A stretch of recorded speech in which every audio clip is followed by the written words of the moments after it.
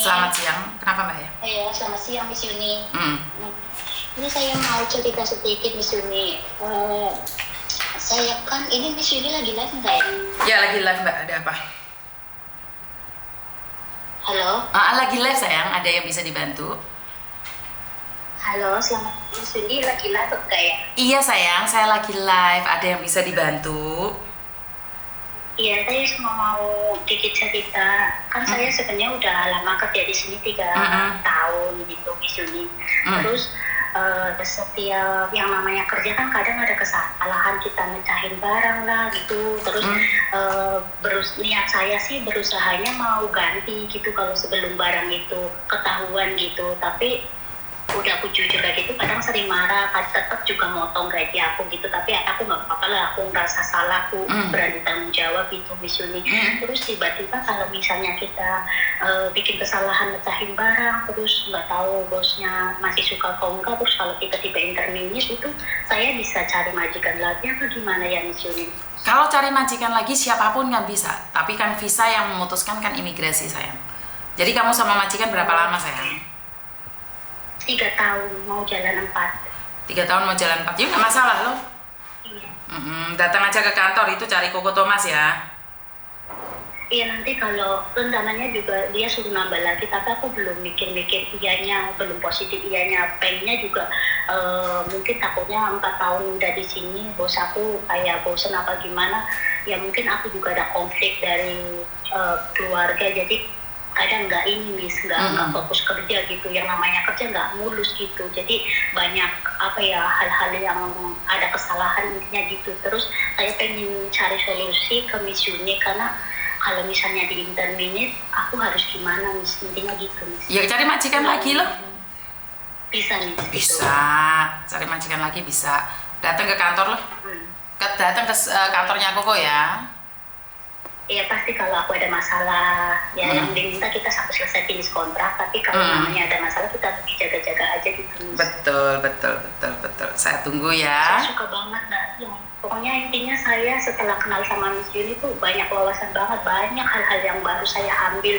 Pokoknya bener-bener luar biasa banget channelnya Miss Yuni itu, bener-bener buat membantu para devisa banget. Makasih banget ya Miss Yuni ya. Kenapa kamu berpikir bahwa apa yang saya sampaikan itu bisa membantu kalian? Iya, karena sebelumnya aku juga ngalamin hal-hal yang tidak di luar dugaan saya, karena aku juga boleh dikit cerita ya Miss Yuni.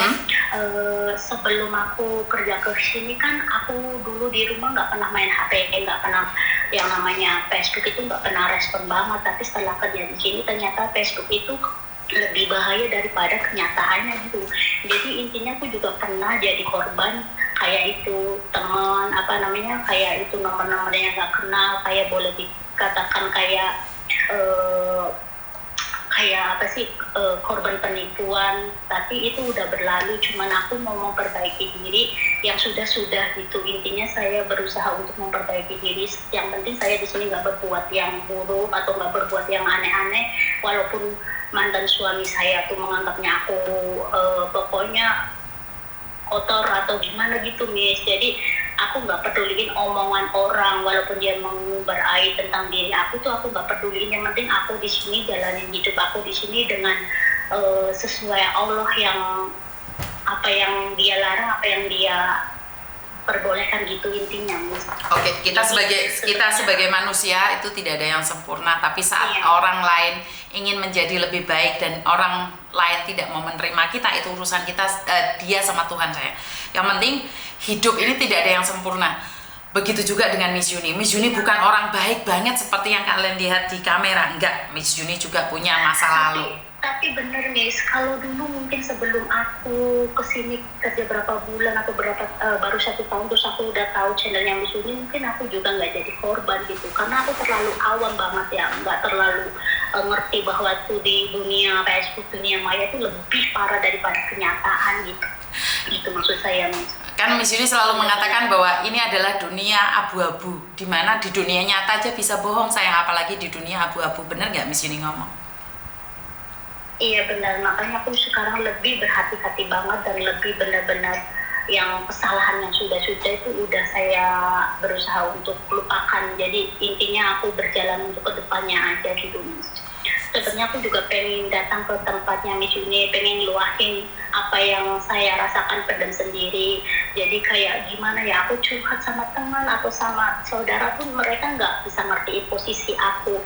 Cuman adanya ya ini A, B, C gitu Miss. Jadi untuk apa aku cerita sama orang, lebih baik aku pendem aja sendiri. Tapi kenapa kamu nggak takut nih curhat sama Miss Yuni? Kan malah masuk di Facebook, masuk di YouTube. Kenapa kamu merasa lega sayang?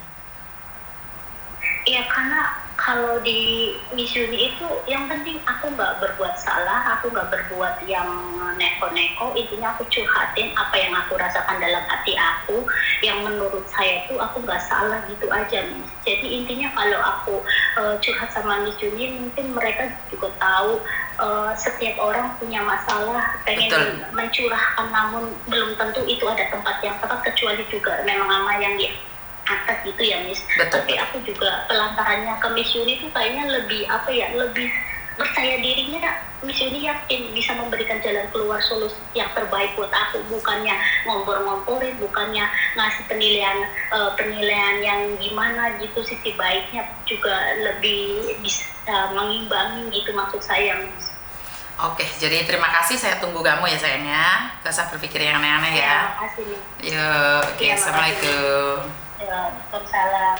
Oke, buat teman-teman, ya seperti yang saya katakan, karena mungkin saya nggak punya kerjaan, jadi setiap harinya cuman main HP dan melihat bunga-bunga dan baca buku-buku, dan saya spend my time, pakai bahasa Inggris. Jadi membuang waktu saya untuk berbicara satu sama lain. Apa ya? Kalau di Indonesia zaman dahulu kala menjadi patih ya, bukan patih ya, penasehat ya. Jadi cuman ngerungok nih, kadang-kadang ya iso ngamuk, wong aku ya wong biasa.